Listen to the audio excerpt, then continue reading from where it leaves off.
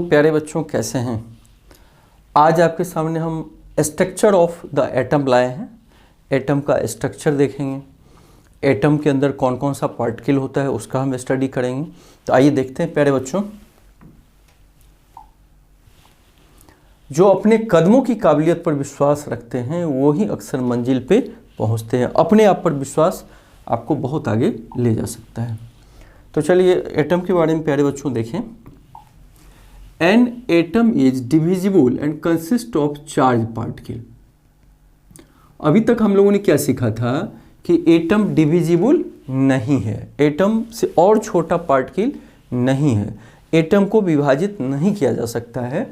लेकिन बाद में चल के ये अवधारणा गलत साबित हुई और एटम के अंदर भी एटम से भी छोटा पार्टिकल पाया जाता है। आइए देखते हैं। कहा है an atom is divisible and consist of charged particle. Charge particle मतलब या तो पॉजिटिव चार्ज या नेगेटिव चार्ज पार्टिकल पाए जाते हैं।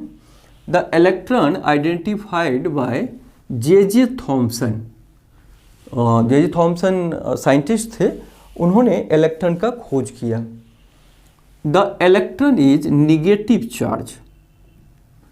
Electron is negative charge. देखो एटम में प्रोटॉन पाया जाता है, इलेक्ट्रॉन पाया जाता है और न्यूट्रॉन।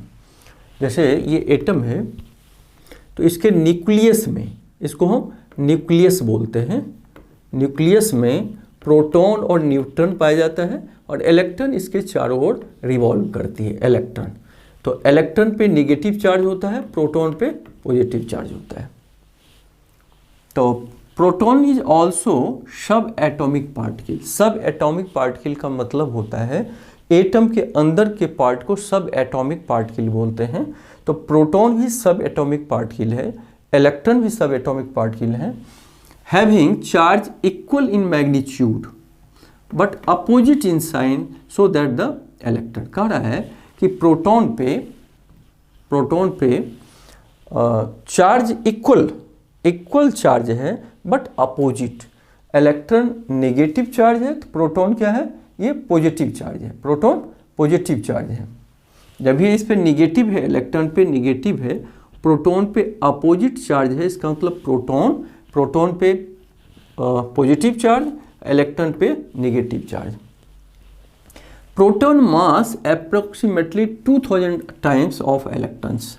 लेकिन इलेक्ट्रॉन बहुत हल्का होता है पार्टिकल, प्रोटॉन थोड़ा भारी होता है, 2000 गुना ज़्यादा उसका मास होता है। प्रोटॉन का मास इलेक्ट्रॉन के मास से 2000 टाइम्स ज़्यादा होता है। An electron is represented as E and a proton as P. Electron को ई से, प्रोटॉन को पी से रिप्रेजेंट किया जाता है। तो प्यारे बच्चों, हमने क्या देखा कि एटम डिविजिबल है, उसके अंदर चार्ज पार्टिकल है। जे थॉमसन इलेक्ट्रॉन का खोज किए थे। इलेक्ट्रॉन पे नेगेटिव चार्ज पाया जाता है, प्रोटॉन पे इतना ही मात्रा में अपोजिट चार्ज अर्थात पॉजिटिव चार्ज पाया जाता है। प्रोटॉन का मास इलेक्ट्रॉन के मास से 2000 टाइम्स ज़्यादा है and electron is represented as E, proton को पी से हम लोग रिप्रेजेंट करते हैं। तो आइए आगे देखते हैं। The structure of an atom. प्यारे बच्चों, एटम का स्ट्रक्चर क्या है तो उसके बारे में देखेंगे। Thomson's model of an atom.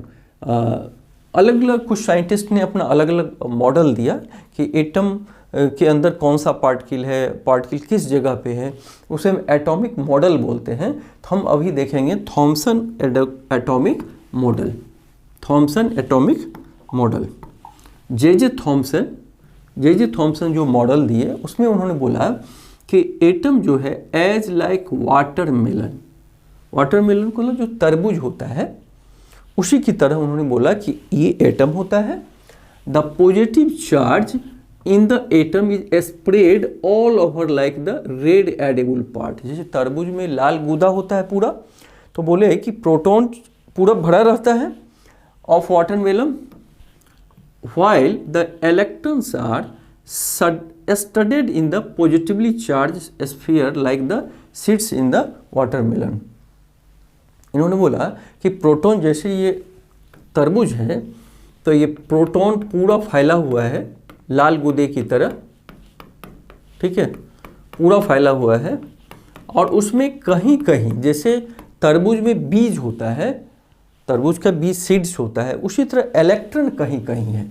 Electron मान लो, इलेक्ट्रॉन बोले कि कहीं कहीं बीज की तरह, माने इलेक्ट्रॉन कहीं कहीं है, स्टडेड है, लेकिन प्रोटॉन चारों तरफ फैला हुआ है। तो उन्होंने कहा while the electrons are studded in the positively charge sphere, ये पूरा चार्ज प्रोटॉन से है, पॉजिटिवली चार्ज है, कहीं कहीं बीच में इलेक्ट्रॉन घुसा हुआ है सीड्स की तरह।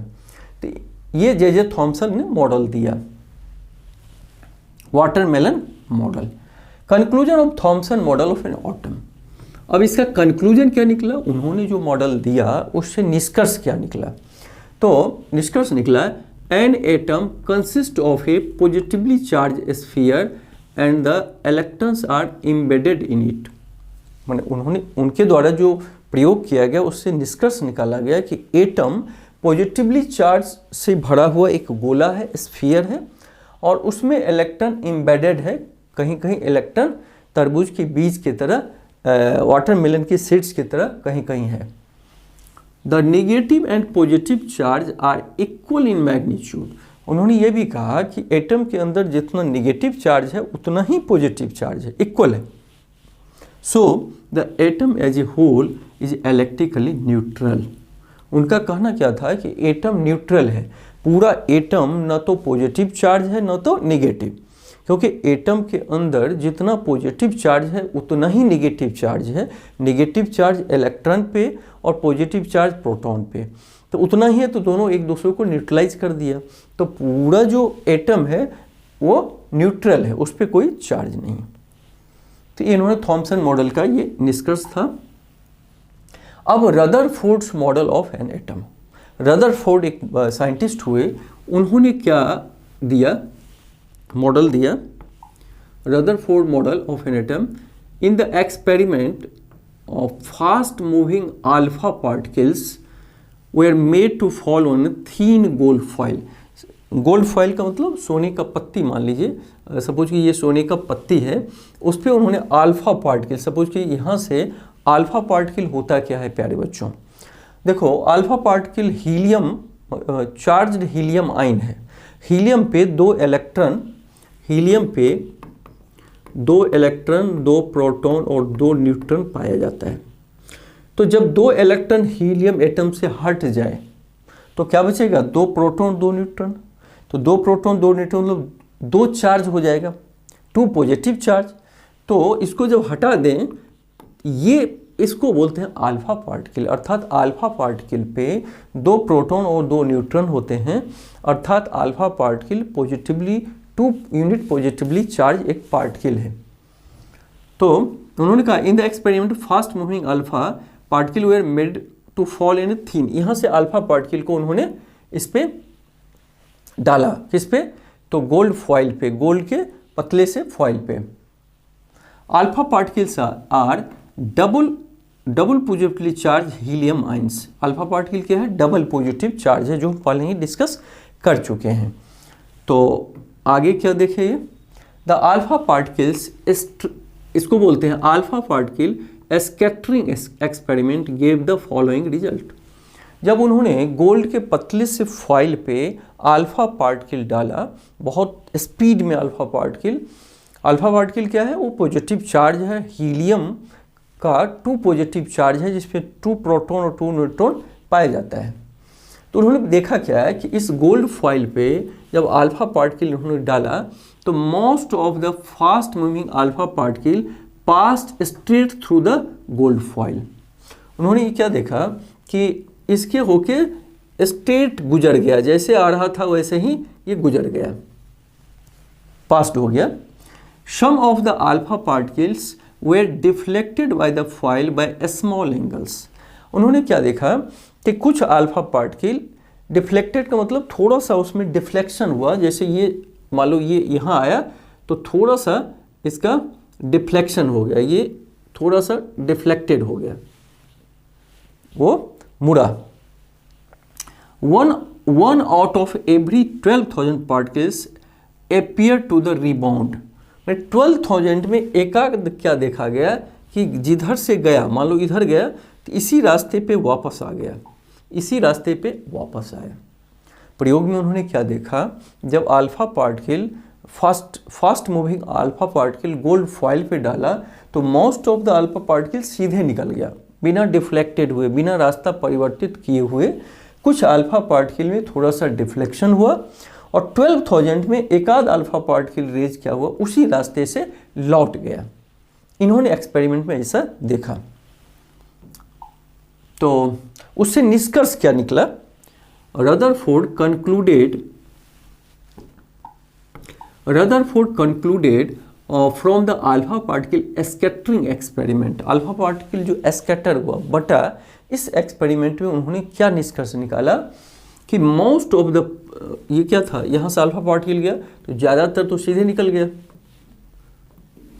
कुछ ने थोड़ा में डिफ्लेक्शन हुआ, कुछ में डिफ्लेक्शन हुआ और कुछ सीधा गया, सीधा वापस आया। तो इससे उन्होंने निष्कर्ष क्या निकाला, कंक्लूजन, कि most of the space inside the atom is empty.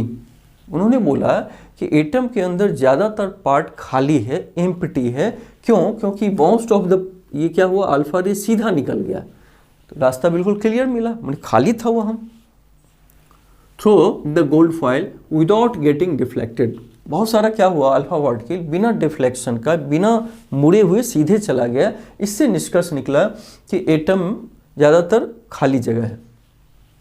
Very few particles were deflected from there path, कुछ पार्टिकल डिफ्लेक्ट हुआ अपने पाथ से, indicating that the positive charge of the atom occupies very little space. कुछ जगह पे positive charge है, क्योंकि alpha particle भी पॉजिटिव था, यहाँ बीच में भी कोई न कोई पॉजिटिव है, तब तो डिफ्लेक्ट कर दे रहा है। डिफ्लेक्ट का मतलब भाई पॉजिटिव चार्ज के पास पॉजिटिव आया क्या करेगा, अट्रैक्शन तो करेगा नहीं, डिफ्लेक्शन करेगा। तो उनका कहना था कि कुछ पॉजिटिव चार्ज उस एटम में बीच में है। A very small fraction of alpha particle deflected by 180, बहुत 12,000 में एक उसी रास्ते से गुजर गया, indicating that all the positive charge and mass of the gold atom were concentrated in a very small volume। एक छोटे से जगह पे एकदम, यहाँ पे मास भी है, चार्ज भी है, वो आगे नहीं, पार्टिकल अल्फा पार्टिकल आगे बढ़ ही नहीं पाया, अपने रास्ते से लौट आया।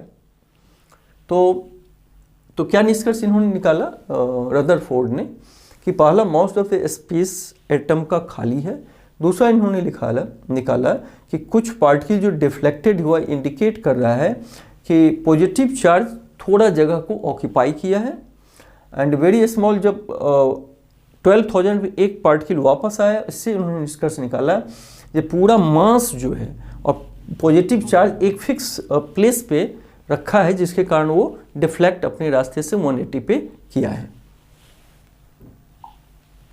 On the basis of this experiment Rutherford was given model of an atom. एक रदरफोर्ड ने एक एटॉमिक मॉडल दिया प्यारे बच्चों। उन्होंने जो कंक्लूजन निकाला एक्स अल्फा पार्टिकल एक्सपेरिमेंट से, वो क्या कंक्लूजन निकला, there is a positively charge centre in a atom called the nuclear. Nuclear का नाम कौन दिए, रदरफोर्ड ने। उन्होंने कहा कि न्यूक्लियर में एक पॉजिटिवली चार्ज सेंटर है, जिसे उन्होंने न्यूक्लियर बोला। All the mass of an atom resides in the nucleus. उन्होंने क्या किया कि सारा मास इसी में रिसाइड्स करता है। क्यों? क्योंकि मास एटम में प्रोटॉन और न्यूट्रॉन में पाया जाता है। तो उन्होंने बोला कि ये न्यूक्लियस में सारा मास है, अर्थात न्यूट्रॉन प्रोटॉन यहाँ है, तो मास यहाँ पे है। The electron revolve around the nucleus in circular path. उन्होंने वो भी कहा रदरफोर्ड ने कि न्यूक्लियस के चारों तरफ एटम जो है, इलेक्ट्रॉन एक सर्कुलर पाथ पे रिवॉल्व करता है। The size of the nucleus is very small. उन्होंने ये भी बोला कि न्यूक्लियस का जो साइज है बहुत ही छोटा है, as compare to the size of the atom. Atom की साइज की तुलना में न्यूक्लियस का साइज बहुत ही छोटा होता है। तो इससे हम लोगों ने क्या निष्कर्ष निकाला कि there is positively charge centre में पॉजिटिवली चार्ज पार्टिकल है, उसे हम न्यूक्लियर बोलते हैं, न्यूक्लियस बोलते हैं।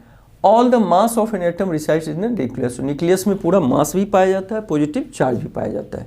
और वैसे प्रोटॉन और न्यूट्रॉन न्यूक्लियस में ही तो पाया जाता है।